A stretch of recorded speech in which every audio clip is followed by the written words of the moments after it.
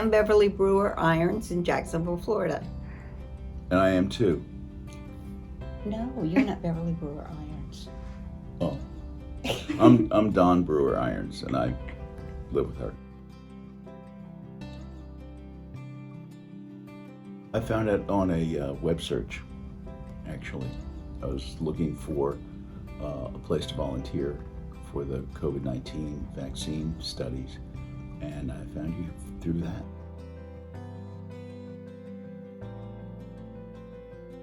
It was the right thing to do. This is a critical period right now. We're in a vulnerable group, and it seemed, it's something that we could do to be of use. It makes me not feel helpless. That's probably the most important, very tangible outcome for me. And I don't like feeling helpless. And this is something that we could do and make a tangible contribution and feel like, okay, this we can do. And I feel good about it.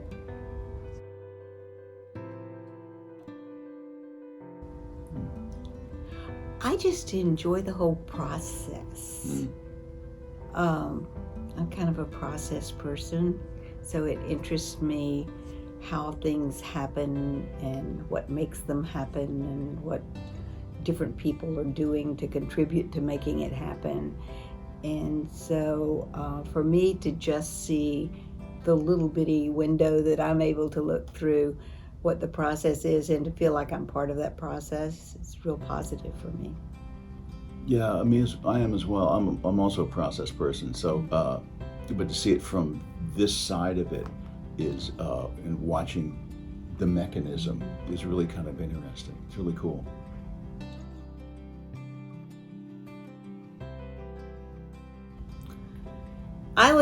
I would share with them the full disclosures that we were given, but it was very interesting, and it laid out, what the controls were and what you could expect and what you would not expect and what known risks were. They're always unknown risks, but what the known risks were. And everything that I've seen in our visits and our involvement have absolutely been in line with what my expectations were based on that information. And on a less intellectual, but more, a couple of guys hanging out, drinking coffee sort of level. By the time the study gets to this point where we are, all the weirdness is already factored out. You're not going to suddenly wake up one day with growing an extra leg out of the middle of your forehead or something. The risks are minimal kinds of side effects.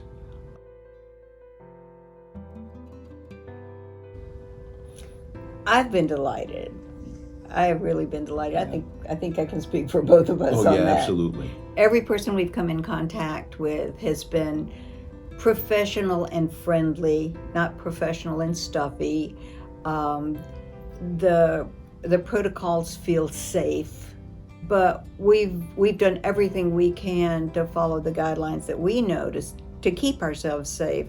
So if I had any reservations about doing this, it was the fact that I was going to be around people. But I'm very comfortable, and I feel not just comfortable but confident. They've been pleasant, they've been safe, they've explained things. I know what's happening, I know what's not happening. I have access through the mobile app should we have questions or should we have symptoms that we're concerned about, which fortunately we have not. Yeah, exactly. Everybody here has been very professional, but like you said, not professional and icy and distant, but professional and warm. This is a little thing, but it's important to me. I think that everyone here has been very respectful of our time. Weren't sure how long is this going to take, how long will we be there, and it was okay, whatever it was, but we had questions about exactly what that would be. And if we come for an appointment, we don't have a wait. They take us through if we see multiple people for different procedures at that appointment. As soon as one person is done, there's another one ready to go. And I think that speaks more about respect than it does the process, and I appreciate that. One of the things that I find as I'm getting toward my twilight years and my time is becoming more limited, it really does Irritate me when people don't respect my time, and that has not even been an issue. Hadn't even thought about it until you mentioned it. But yeah, absolutely, respect for our time. That's great. Couldn't be better. And just feel very confident and very, I'm glad we did this. I'm glad just to meet the people. We'd do it again. Oh yeah.